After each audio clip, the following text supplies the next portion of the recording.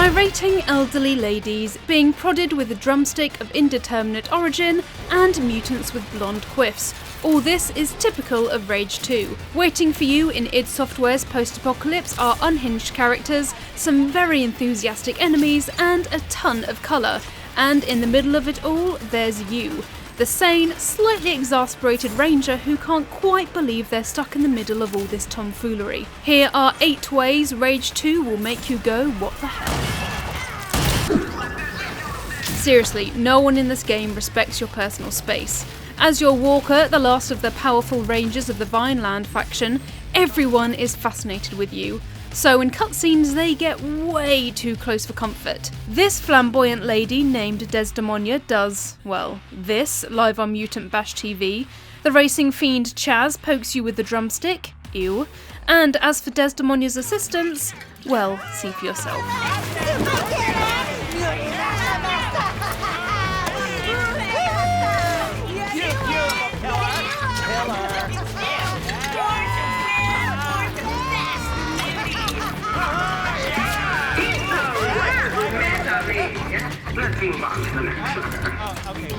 Yep, she just told them to move on to the next sucker. Charming. This leads me nicely onto some of the larger-than-life characters you'll meet in Rage 2. Desdemonia, Chaz, Clegg Clayton, and Lusum Hagar. Each one is slightly unhinged in their own way, from getting their assistants to cut their hands to having their own club just for celebrities. A club where it's not out of the ordinary for someone to go a little overboard with the fireworks. Ouch. Players of the first Rage will recognise some of these characters, like Lusum Hagar, but even if you haven't played the first game, director Tim Willits assured me that Rage 2 is still for you. The story stands completely on its own, so there's nothing stopping you from meeting these misfits yourself.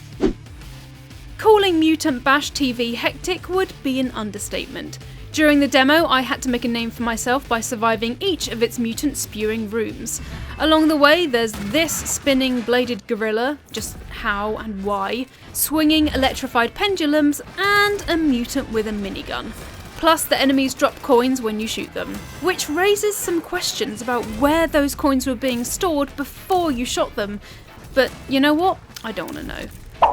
With nanotrites coursing through your blood just like in the first game, you have 4 upgradable abilities used to decimate your enemies. Vortex, Shatter, Slam, Barrier, and Dash. But you don't just use the abilities on their own. You can pair up abilities like Vortex and Slam to do something like this. And hover in the air while aiming. And if you combine the barrier power with Vortex, it means you can split enemies in half. Lovely. Overdrive ramps up the power of all these attacks and will make you cackle with hedonistic glee. Trust me. I'm afraid this is a bad what the hell, not a good one. Rage 2's car controls are in desperate need of some work, as during races speeding around even generous corners is a challenge no thanks to the numb, unresponsive steering. Whether it's because the tyres turn too slowly, or because even clipping the small rocks at the side of the track make you lose all grip on the road and sends your car spinning off into the wall, the driving element of Rage 2 is frustrating as hell. Rage 2's bosses are big, mean, and very eager to turn you into bloody red mush. This chap is Clegg Clayton's giant mutant pet, who has a huge blonde quiff in imitation of his master. See the resemblance?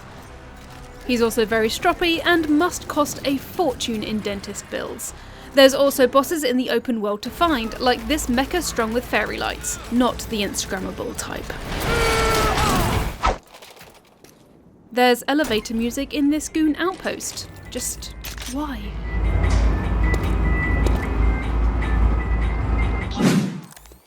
This gun lets you stick magnetic bullets onto an enemy and then fire a secondary bullet that pulls them away like this. Come on, being showered by body parts is pretty awesome, in this context.